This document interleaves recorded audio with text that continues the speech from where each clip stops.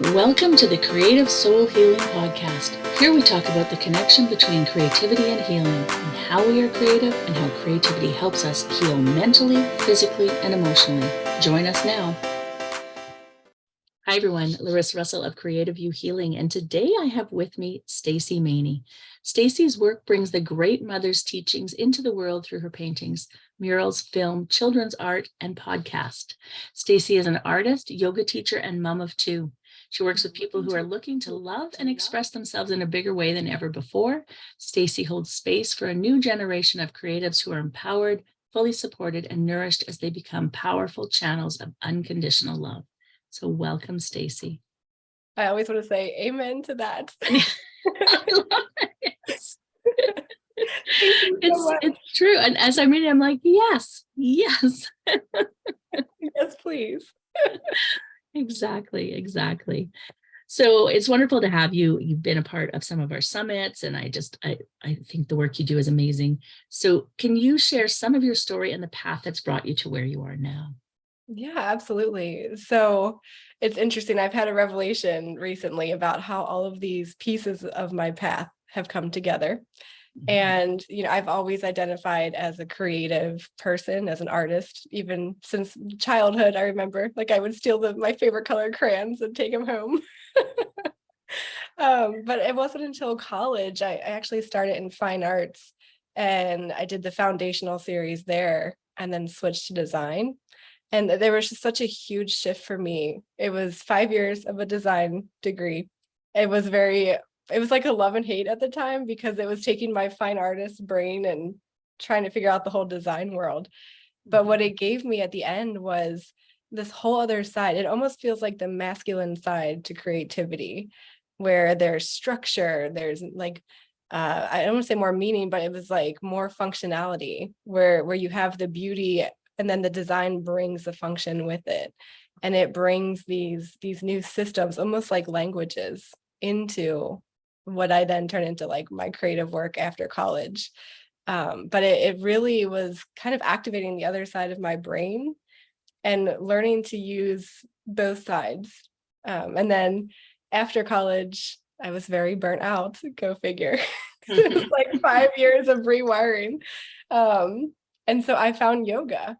And at the time, it wasn't really to lose weight or anything. It was just because I knew I needed something to kind of recalibrate my system. And I fell in love. I became a yoga teacher. And what yoga taught me was that it's like our physical body is the structure that we can then move energy through.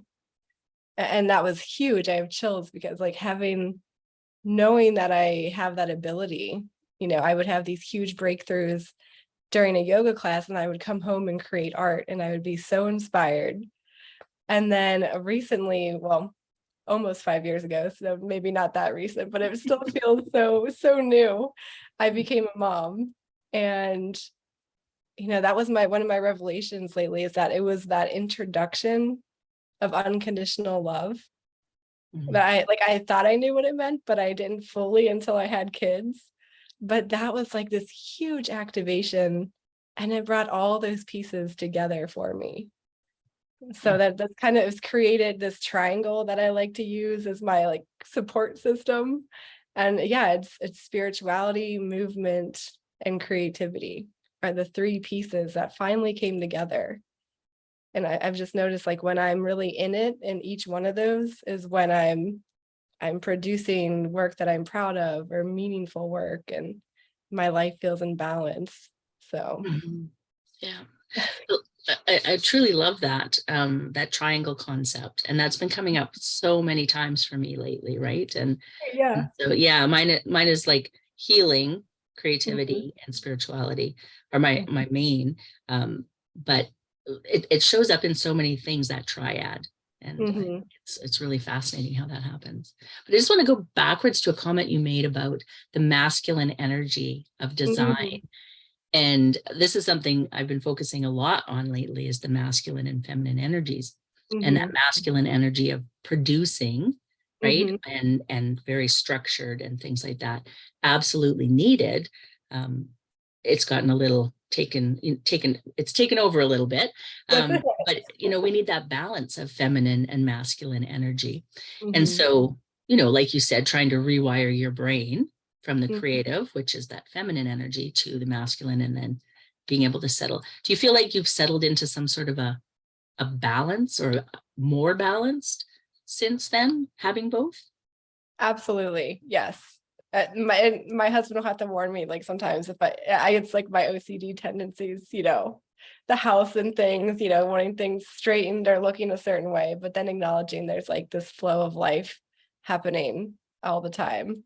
I actually had one moment when I was pregnant with my husband, and I feel like the need to share it right now because it was such a powerful healing moment for me. I was pregnant with my first, so like totally awkward and not knowing what was going on. But I had enough of a belly that my balance was starting to go. And we were at like a river creek area one afternoon. And I just remember, like, I really wanted to go in the water, but we were so paranoid that I would slip. And so I just kind of like ended up kind of crawling out and like laying backwards. And my husband was behind me and he was just holding me. And I was just like belly up, in the sun. And it just was like that moment of feeling the support of the masculine that I had never really like leaned into him in that way and just been that vulnerable. And I just think it's such a beautiful image of what that looks like when it's in balance. It's like, I had this precious baby and all of this, and he had like that strength and protection around me. So I love that. I can see that image, and it just is like, yes, that's what the balance is, right?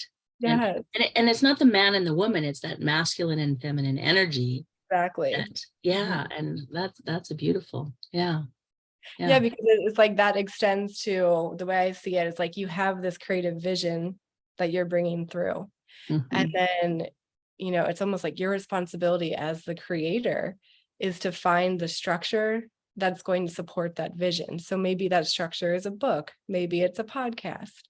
But I think that's something that we're not taught as artists, to how to find that structure, and like even acknowledging what a structure is that would, which one would be best supportive. So And it's interesting that you say that, because I talked to so many people who've been to art school, and they weren't given any of sort of the tools for the art business, right? And so, which would be the masculine energy, the producing and sharing and all of that, because they get so immersed in that feminine energy of the creativity and flow and all of those things, the intuitive part. And so again, we need the balance, right? And we see it in our world with the patriarchy, and how we have become so sort of skewed in our thinking, even because as women who tend to be more feminine centered, not always, but tend to be more feminine centered, we are struggling to fit into this world of patriarchy that we don't fit into, because the balance is off for everyone. That's why we see what we call toxic masculinity, right? Because the balance is off for everyone. It's not a men and women. Right. Everyone's balance is off. Right. And it affects men too. I think like a lot of times they're vilified, and it's like, well, they're searching for community and their own places to be safe as well. Like, this is a collective shift, a collective coming back into balance. But I think it's noticing, like, what area do you need more guidance or more information in to understand how to work with that? Yeah. Because I believe we all have the masculine, feminine energy, and it's just learning how to really work with that. Yeah. Hot topic for me, because I'm definitely working with that right now. So yes, I love that. So one of the questions I ask everyone who comes on the show is, what does healing with creativity mean to you? Yeah, I love that. So just going back to my own journey, I think I wasn't healing. I know I wasn't healing.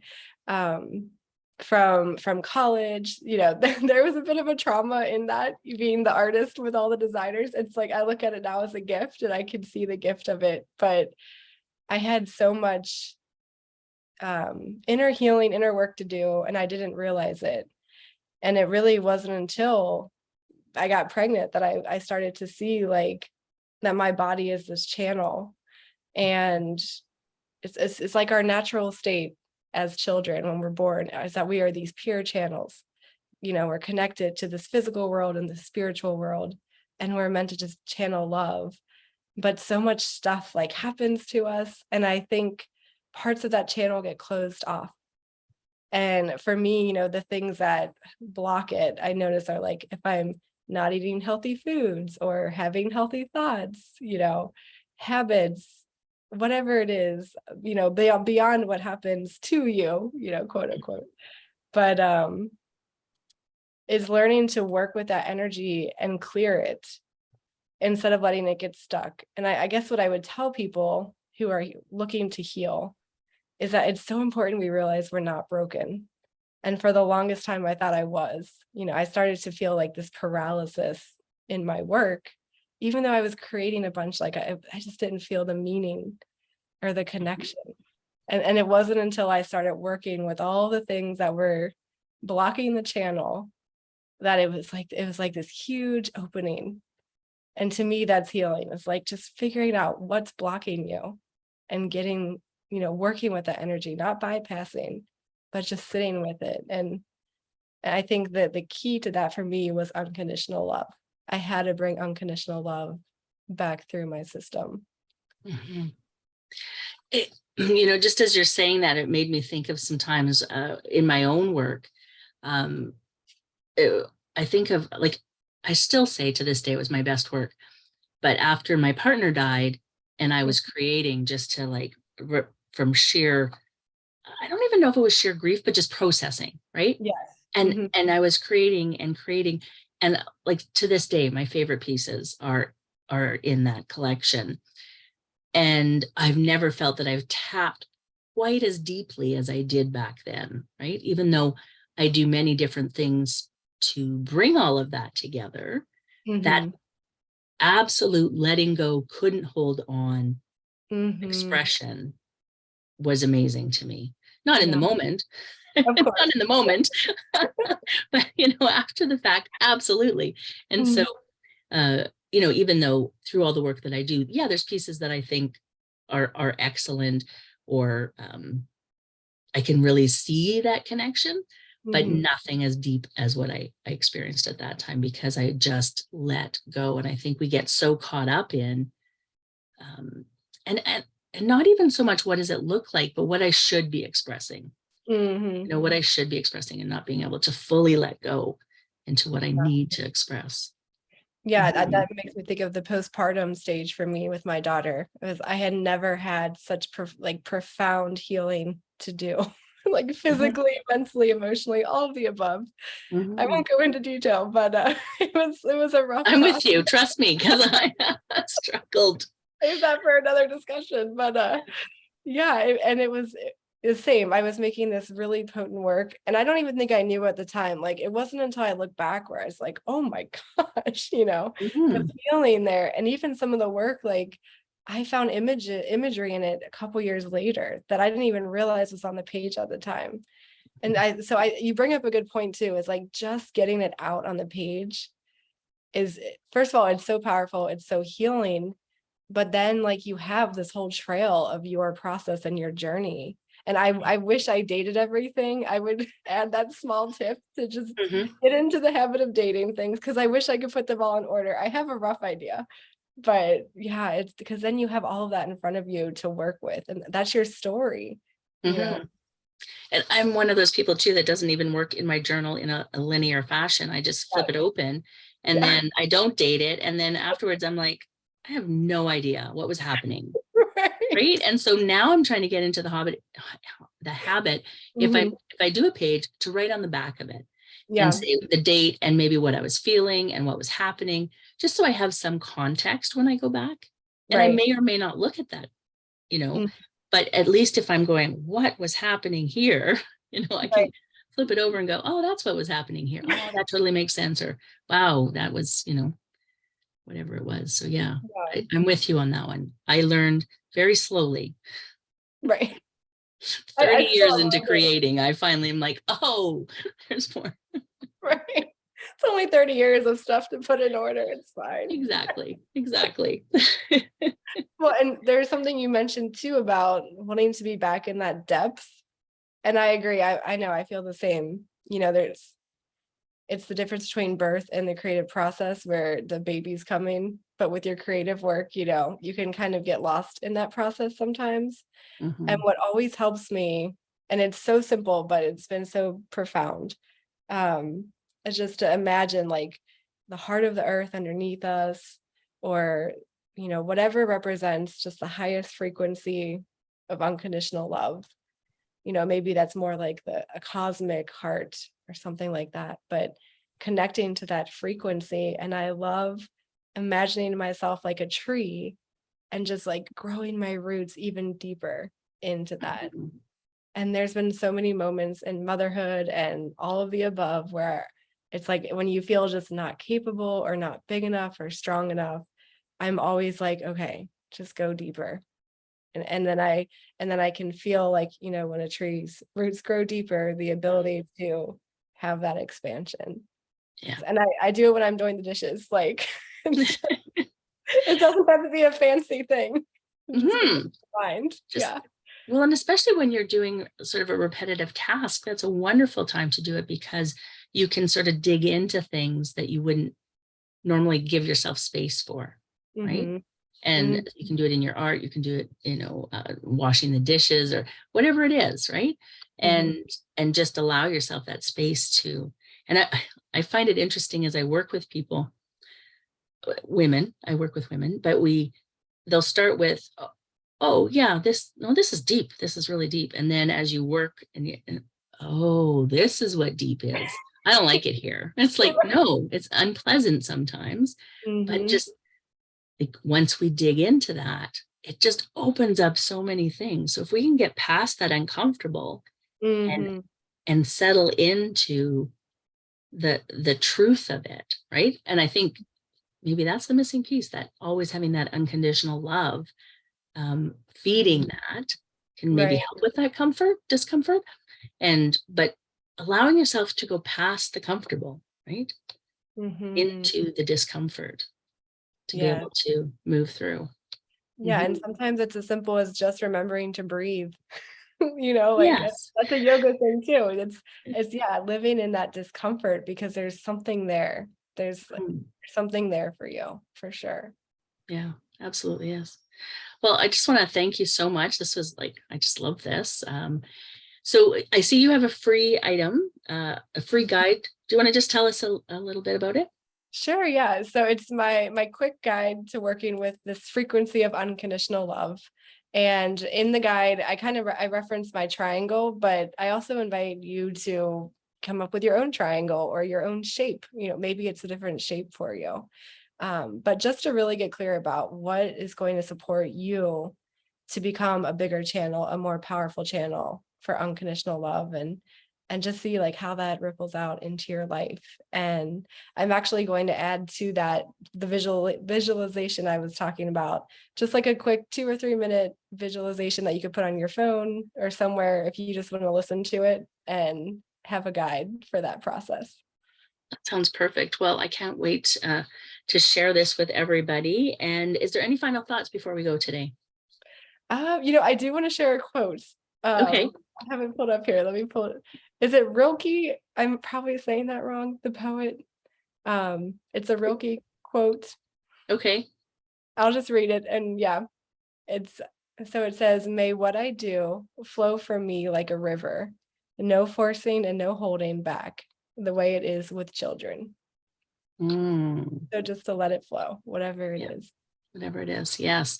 It's interesting that you said that, just even, we forget, we're so hard on children. I was just having this conversation with somebody because we have this expectation that they should behave in a way that we're not even capable of, right? Stop, don't cry, don't react, don't, all of these things. We have these expectations of children. And yet we really should be striving to be more like them instead of forcing them to strive to be so much like us, because we don't have it right. I think they have it. They're much closer to where we should be at. Yes. So yes, I love that quote. That's awesome. Well, I want to thank you again so much for being here today and Thank sharing with you. us. Yes, of course. Yeah.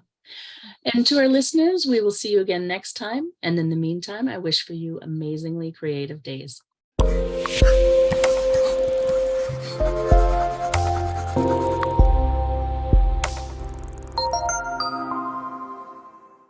Thank you for listening. If you found our podcast of interest, we'd love for you to leave a review wherever you listen in.